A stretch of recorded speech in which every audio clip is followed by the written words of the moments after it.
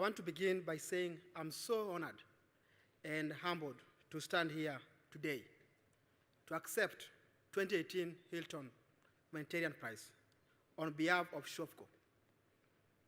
I want to offer my very deepest thanks to the Conrad Hilton Foundation and Hilton Humanitarian Prize Committee, SHOFCO supporters here today, to our families and to the residents of Kibera, whose resilience and strength make SHOFCO possible. I am struggling to absorb this moment. My standing before you today is almost an impossibility. I was born one of the world's 3 billion people who survives on less than $1 a day. For most of my life, this was my reality. I was born in rural Kenya, but due to climate change and drought, my family fled to the city, blinded by its lights of opportunity. But upon arriving in the city, uneducated and unskilled, my family struggled to survive. From the age of 2, I grew up in Kenya's Kibera slum and lived harsh, grinding daily reality in extreme poverty. As a desperate African young man, it's very easy to be angry. This anger first sprouted in the slums, fueled by my inability to access basic services like clean water, healthcare, electricity, or to get an education, or any sort of opportunity. Unable to pay school fees, I had to teach myself to read by collecting newspapers from the garbage. Today, I'm 34 years old, and almost all my close friends are dead. Many died because they took risks simply to feed their families. Some of them went to work in the informal sector and died doing dangerous jobs. Some died in factory fires, their senses lost, barely acknowledged. Others went into violence. I was aware that I could also suffer the same fate and die like my friends. I had no hope that tomorrow will be better than today. I had lived in anger, knowing full well that there was no escape. And I did not choose this. I simply drew in life's short straw. I knew that not everyone had to live this way, that there were two worlds, the haves and haves not. I heard it say that Africa rising. And I asked myself, rising with who? But I knew it was not my Africa. I knew that it would never be my moment. But I looked around me and did not see a different future. Not for myself or for the millions of others born and raised on the fringe of opportunity in an African slum. At the age of 10, I became a homeless street boy. As an escape from my pain and my fear, my path turned to drugs and crime, and I forged a family of other forgotten children, desperate to stay alive. I felt invisible. I didn't care if I live or I die. Amidst of this backdrop of hopelessness, my mother began to organize women in our community bringing them together to save small amounts of money and start their own businesses. At 9, and as the only literate member, I became the secretary of my mother's women's group. And I was induced into what is called women's movement. And I saw a glimmer of what change could look like. But then, I also saw my mother unable to escape her circumstances, no matter how brilliant she was, because she was not educated. I saw girls trading their body, not for money, but for food. Simply for food. I saw one of my close friends commit a suicide. I was the one who opened the door. I found him hanging in 10 by 10 shanty room with a note left behind that says, "I can't live this life anymore." I knew that something had to change. I read a book by American Martin Luther King Jr. and began to ask, how could I follow in his footsteps for my community? I read the writings of Marcus Garvey, and against all odds, I imagined a different path. This is the moment when I realized that only change I could truly make was from inside. That change had to come from my community. One day, I was walking home from my factory job, and I passed a boy selling a used soccer ball for 20 cents. I decided to bring the youth in my community together. Every time we get together, we will just play soccer. We'll talk about what was happening in our communities. We began to lead our own change. Every time we'll talk about a better Kibera, I saw a vision of an African without urban slums, with real change led by communities themselves. Shining Hope for Communities, or SHOFCO, was born. SHOFCO's story is one about people, poor people, people who are the authors of their own development. I believe that our problems will never be solved without the leadership of the communities themselves. The problems are not simple, and money alone is not the answer. I knew true grassroots empowerment was the only sustainable solution. As my mother always said, only he who wears the shoes knows how it pinches. I knew exactly what our pain felt like. When I shared my idea with other young people in Kibera, like my close friend George, they looked at me with one question on their mind: where would get the money from our movement, if not from outsiders? I told them, my friends, Marcus Garvey taught me that circumstances should not make us inferior. We don't need money to come together and clean our streets. We don't need money to remove the garbage. We don't need money to protect our mothers, our sisters, or any little girls from being abused. We don't need money to play soccer and to join and just to be there for each other.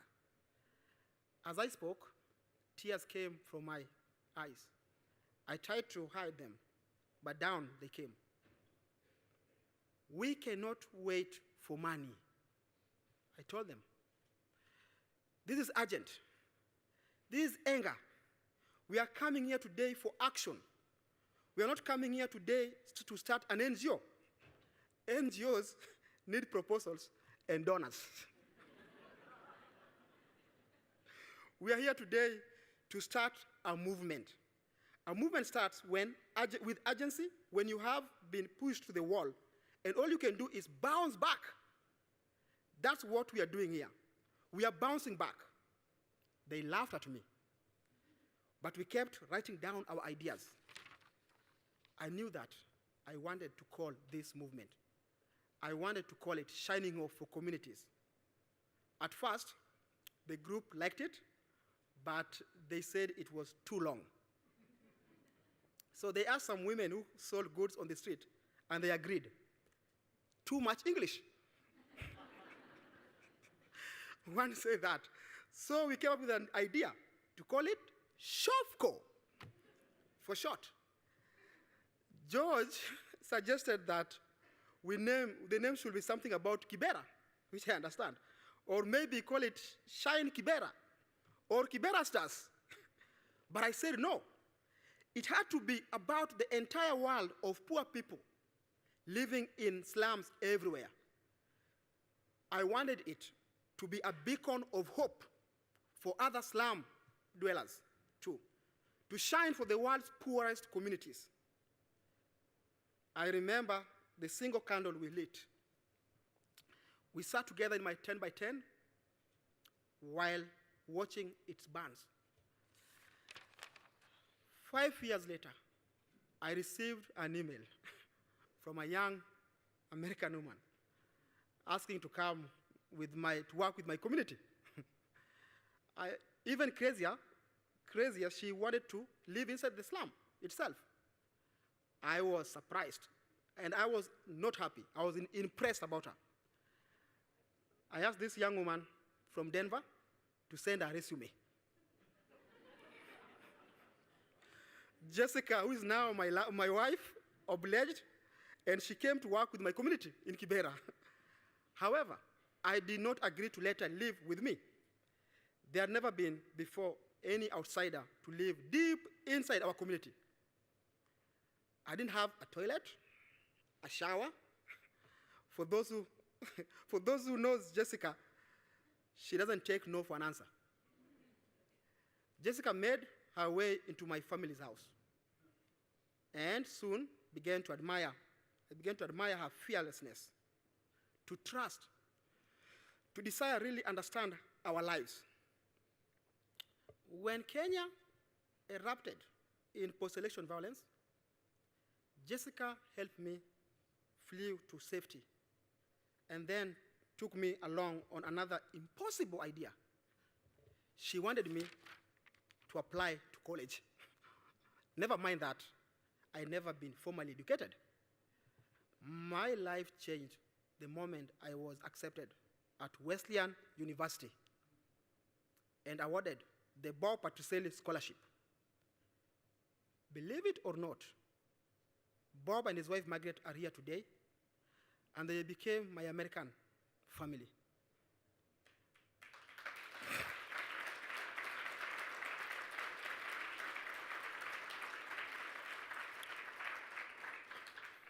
Bob and Margaret, I can never thank you enough. Today, I'm proud to say SHOFCO is a movement that transforms urban poverty into urban promise by providing services that disrupts survival mode, like innovative delivery of clean water, healthcare, economic empowerment. Once survival mode is interrupted, people can think about their future. And now we are organizing tens of thousands to set an agenda for the urban slums and advocate for IDs, government services, through a unified network of slum dwellers called SAN. Finally, through leadership, academies for girls, we are creating the next generation of leaders who will transform their communities and country. Five of these leaders are with us today: Beldin, Eunice, Ida, Joyce, and Mother. They are currently in their first year of high school in some of America's very best boarding schools, like Miss Potter's and Westover. These girls will go back to their communities and they will continue to lead the change from the inside out. In 2018, SHOFCO will serve over 250,000 people across 7 urban slums in Kenya. This is truly a movement. Our work today at SHOFCO continue to be entirely driven by community demands. In 2017 alone, we saw 0% mother-to-child transmission rate for HIV in our clinics. Our first class of girls graduating from our school excelled on their government test, and 100% have been placed in excellent high schools. We are providing clean water through an aerial water pipe system called Sky Water at a 60% lower cost compared to private vendors, making clean water available for the first time. We have launched a community credit union and have more than $250,000 saved by 5,000 members. Our model is now surfacing in new slums across the country, led by SHOFCO Urban Network. 78% of our staff members are from the slums. Started by young people, we continue to be led by young people. Ed is here today from Kenya. Along with Catherine, our girls will be the next generation of leadership. Africa has the youngest population in the world. And today's prize demonstrates that young people can and must be at the forefront of changing the world's most pressing problems. This is also a big moment to push forward the SDGs, which SHOFCO embraces, especially focuses on reducing inequality. The Hilton Prize means that our work will be community-driven for long term. We will use the prize to fuel our expansion across Kenya and to remain responsive to community leadership, not donor demands. Today, SHOFCO recognition from Hilton Humanitarian Prize is ushering in a new era of development, championing indigenous change that starts in the heart of a place like Kibera. In the development sector, truly grassroots or indigenous organizations are still fringe. SHOFCO's work is holistic in nature because we know that our problems can and will not be solved in isolation. We recognize that it takes a holistic approach to break the system, keeping people in poverty. There is no single silver bullet. We know this because we know where the shoes pinches. I want to reflect for a moment on the meaning of Jessica and my partnership. SHOFCO was started by the spark of a community, but the fire spread when we came together. I believe that we didn't need donors, but instead we needed partners, true partners. There is a gap between the global north and south. The north had the resources, and the south knew how to really solve their own problems. So Jessica and I have formed a truly groundbreaking partnership, bringing our worlds together to make SHOFCO what is it today. Our partnership also stands as a testament that in today's troubled times, it is possible to transcend our labels, our preconceptions, and to merely interact as humans. We can be more than white, privileged from Denver, more than poor, black from Kibera. We can just be people, united by our highest aspirations, by shared hopes for future generations. In an age where we hide behind these labels, where more divides than unites, I hope that Jessica and my partnership can be an example of what is possible when people could not be more different. Jessica, our work in many ways, a love letter to the possibility of genuine human connections. And I'm so happy to have built this with you. These connections, this shared humanity, are our future. As Peter mentioned, we plan to take the reconciliation and momentum from the Hilton Prize and take SHOFCO nationwide across Kenya. This movement will be led by the people, those from the slums who knows best what is needed to transform their own lives. Now is the time for this movement, and this is the moment. This has been overwhelming last 2 months. In August, weeks after learning we won the Hilton Prize, I also won an Oscar.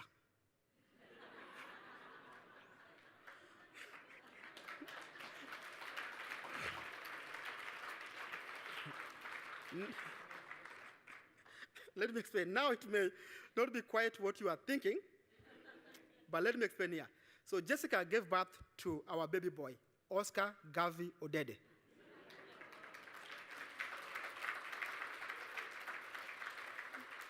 Who is also here today. Oscar, watching the difference between your childhood and mine shows me what momentous change is possible in only a single generation.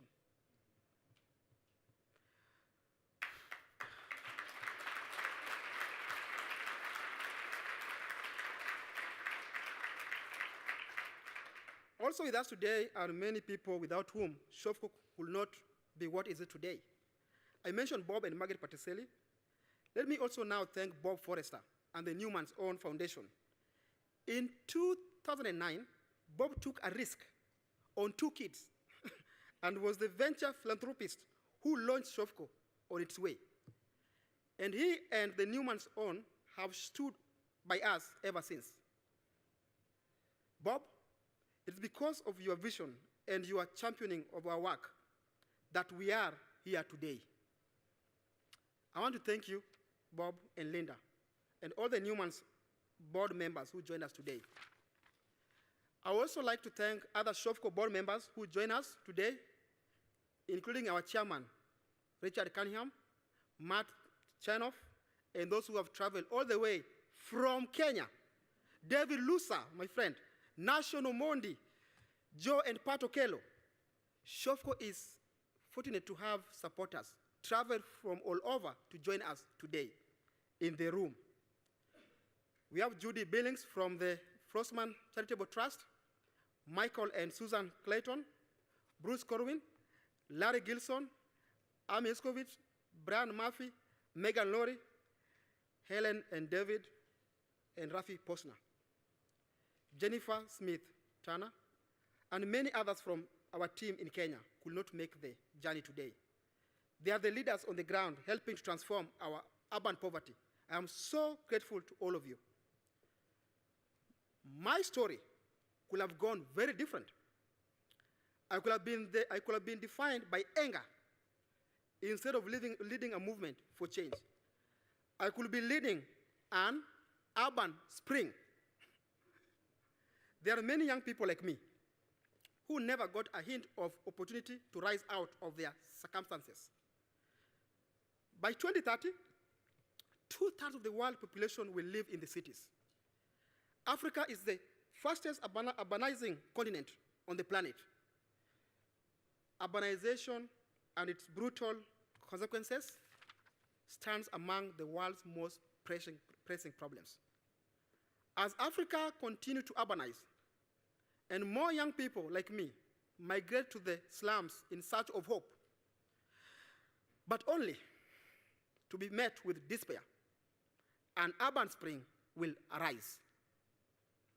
Together, we must transform the urban slums so that more young leaders, like our girls, might chart a new course for their communities and for our rapid urbanizing world. Finally, I want to tell you that place matters. It is my belief that for the future of development, it matters tremendously. It matters a lot who does the work and from where. A campus tells you which direction to go, but it can't tell you where you are starting from. Interesting. SHOFCO is honored and humbled to receive the 2018 Hilton Humanitarian Prize, and I believe our selection is the symbolic of resetting the moral compass for the global development agenda. I will explain. Where you start from is every bit as important as where you are going. Recognizing that SHOFCO started in the slum of Kibera by young people who understood their own problems is a new standard for global development. For decades, development has championed models and leaders who start in the global north and do their work either on behalf of or in partnership with the people. I want to pose that today. Standing here, as SHOFCO receives this staggering honor, we are together on the edge of a major shift. Communities can and will come together to break the cycle of poverty for themselves. This is the future. This is the new true north. Change should originate from the people themselves, from people who are working to improve their own lives, their own communities. They are the leaders that will define the future of us.